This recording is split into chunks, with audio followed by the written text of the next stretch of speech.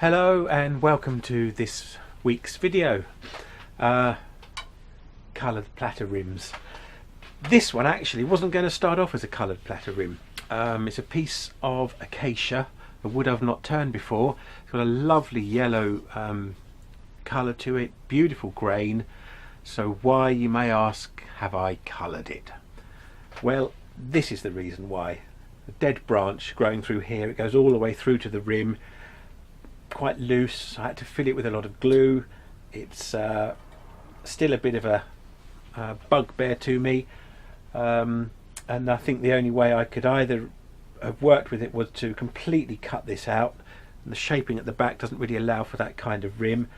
So I thought I'd just use it as an experimental piece, work on another idea of the spiral texture, which it's had about 4 different goes of spiraling and then colouring between each go, as you'll see on the video, and it's quite an attractive finish, but that makes it a reject really. So I will turn out the middle so I see what it looks like against the acacia, just in case I feel tempted ever to colour a piece of acacia again, although looking at what I've got on the back, I really doubt that. Anyway, I hope you enjoy this week's video. Right, so I start off with the Sorby texturing tool, very shallow angle, just a few passes across the rim, followed by some sanding just to get rid of some of the tear out. And there you can see the spiraling pattern, and I'm just giving it a bit of a rub with a brass brush. Here comes the black spirit stain. The idea is that if I start with a dark colour and then rub some of that off, I can put a lighter colour over the dark colour and so on, and it keeps the darker colours dark. As you'll see as we go on, as the layers build up, there's still some of the black. Here's what's left after cutting the texture again and cleaning up the edges. As I went on, I sort of got less picky about doing that sanding. Dark blue going on, or the royal blue of the chestnut stains, and then cutting that back a little bit,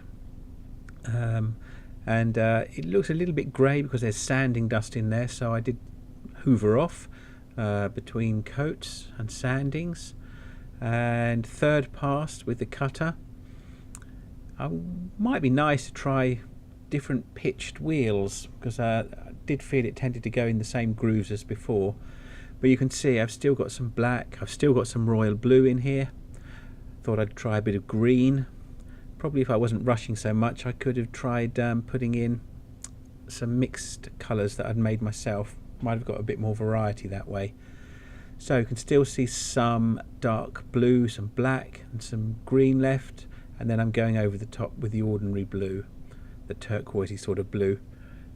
I think I've mentioned before it's probably my favourite of the colours. So you can see there does get a nice variation in there. Quite hard to photograph in the workshop. I do get some photos, or did get some photos outside as well, and you can see those on the end of the video as normal. And then just cleaning up the edges, and then it gets coated with acrylic sanding lacquer and then acrylic varnish, a gloss varnish. I might get into some satin, I think. Sudden change of colour because I've got a different camera now, because the sync issues with sound were causing me a problem. This is another webcam, but hoovering out the dust. I'm taking it off the chuck because I'm going to have to do some remedial work on this. Beautiful grain, very clear, some lovely patterning in the wider growth rings. Bit reminiscent of Purple Heart, with all the sort of dotted kind of texture going on. But here you can see this. There was obviously a branch growing through here, or something that didn't reach full maturity. That's the back of the knot, or the branch from there. So all of this is going to have to go. It goes even further in on this side. Then this might become an issue when I get into this part of the blank. So yeah, Not ideal, but then until you turn into it, you never really know what you're going to get. Apart from that, I really like it. Oh well.